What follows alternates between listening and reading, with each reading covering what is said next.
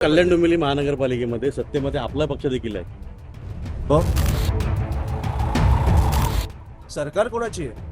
इथे केली कल्याण डोंबिवली मधले महानगरपालिकेचे किती नगरसेवक आहेत? किती नगरसेवक आहेत? पण सत्तेमध्ये आहात ना आपण नगरसेवक आपल्या आहेत. नगरसेवकांनी देखील त्याबद्दल बोललं पाहिजे. अच्छा,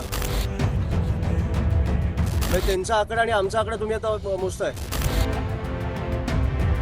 कोणाचा? जे 2014 पासून सत्तेत आहे त्याला तुम्ही विचारणार ना. आमच्या आता 4 नगरसेवकला तुम्ही आम्हाला विचारणार. हे बरोबर आहे. असं त्यांना विचारा ना कधी समोर आल्यावर. विचारतो, पण त्यांना विचारताना मला कधी दिसत नाही तुम्ही. तर वर्ष मला वाटतं एक शहर घाण होत चाललंय आपलं.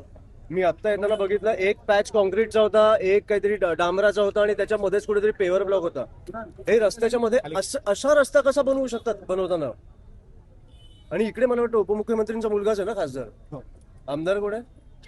ह्यांना प्रश्न विचारले पाहिजे. रस्त्यांवरचे खड्डे ना, हे जेन झी जेन अल्फा इथपर्यंत आपण मर्यादित ठेवू नका. हे आम्हाला सगळ्यांना त्रास होतो खड्ड्यांचा. खड्ड्यात लोक पडून वर्षाला मरतायत दररोज. ट्रेन मध्ये दरवाजे नाहीत म्हणून ऑन अन ऍव्हरेज 8 लोक मरतायत. आपण ह्या गोष्टींकडे बघणार आहोत का फक्त आपण उगाच आमदार फोडण्यात खासदार फोडण्यात आपण मग्न राहणार आहोत? खूप विचित्र परिस्थिती आहे. मी आज आमची सभासद नोंदणी चालू आहे म्हणून आमचा दौरा निघाला इकडे. मी परत येणार आहे. सगळ्यांना मला या विषयांवर पण बोलायचंय.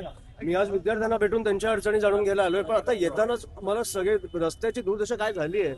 इकडे येताना मला कळलं 2 दिवसाआड पाणी येतं लोकांच्या घरी. बरोबर आहे की नाहीये? पाणी नाही मिळत आपल्याला 2026 मध्ये.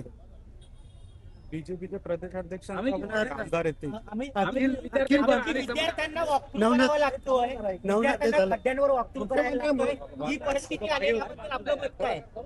मला वाटतं आता पत्रकार आणि आम्ही विरोधी पक्ष किंवा पत्रकार सगळ्यांनी सरकारला प्रश्न विचारले पाहिजेत.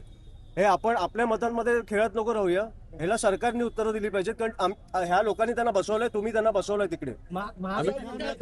त्यांची अकाउंटेबिलिटी पाहिजे, आन्सरेबल पाहिजे.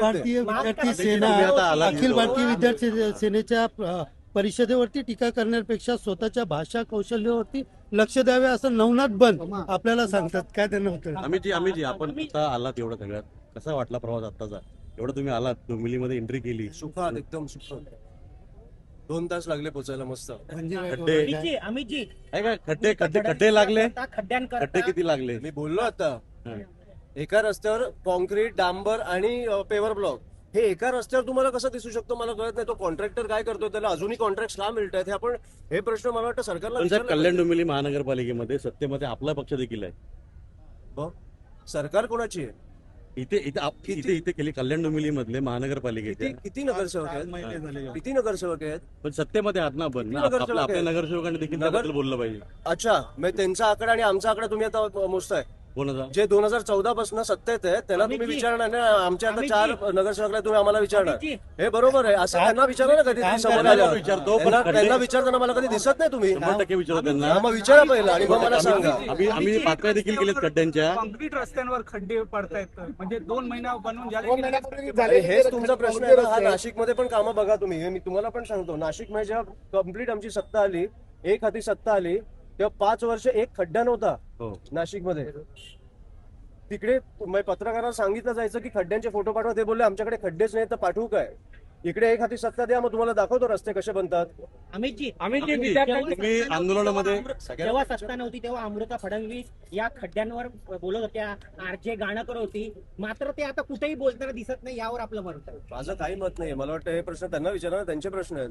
आता तुम्ही विद्यार्थ्यांना या ठिकाणी संबोधित करायला आले. काय नेमकं तुम्ही आता सांगाल आणि कशा पद्धतीचं मार्गदर्शन करण्याची अपेक्षा आता नवीन आंदोलन झालं? मला एक प्रश्नाची उत्तर त्यालाच कंटिन्यू पण नको कंटिन्यू करू. मला ह्यांचं उत्तर देऊ दे पहिलं. सो जेनझी म्हणजे आता मी ज्या विद्यार्थ्यांना भेटतोय, मी मुंबईपासून हा दौरा चालू केलाय. ज्यांना भेटतोय त्यांचे विषय खूप सोपे आहेत. म्हणजे सहजपणे सोडवण्यासारखे आहेत. म्हणजे त्यांच्या कॅन्टीनचा विषय असेल किंवा वॉशरूमचा विषय असेल, वॉशरूम मध्ये साफ नाहीये, कॅन्टीन हायजिनिक नाहीये, फीजचा विषय असेल. आता मी सकाळी पण बोललो, चेतना कॉलेजच्या बाहेर गर्दुल्ले होते. इकडे पण मला आता काही मुली बोलल्या की इकडे काही गर्दुल्ले आहेत जे त्रास देतात. हे मला वाटतं हे आपण विषय तात्काळ लगेच सोडवले पाहिजे. हे 1-2 दिवसात संपवण्यासारखे विषय आहेत. आमची आता टीम इकडे पण लागेल. जशी चेतना कॉलेजच्या बाहेर लागली तशी इकडे पण लागणार. पोलिसांना सांगितलं जाणार, पण पोलीस काही नाही करू शकले तर आम्ही आमच्या हातात घेणार.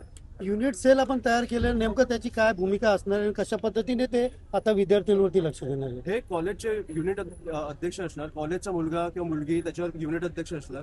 कॉलेजचे विषय आमच्यापेक्षा जास्त त्यांना माहिती आहेत, ते आम्हाला येऊन सांगणार. त्यांना जे जे सोडवू शकतात ते तिकडे कॉलेजमध्ये सोडवणार. नाही सुटले तर आम्हाला येऊन सांगणार, आम्ही सोडवणार.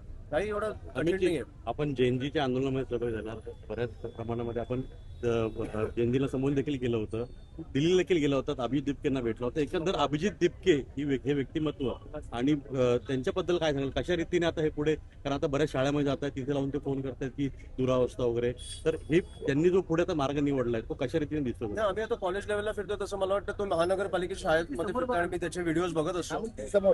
काय दशा झाली आपल्या महानगरपालिकेच्या शाळांची आणि उत्तम काम चालू आहे त्याच्यात.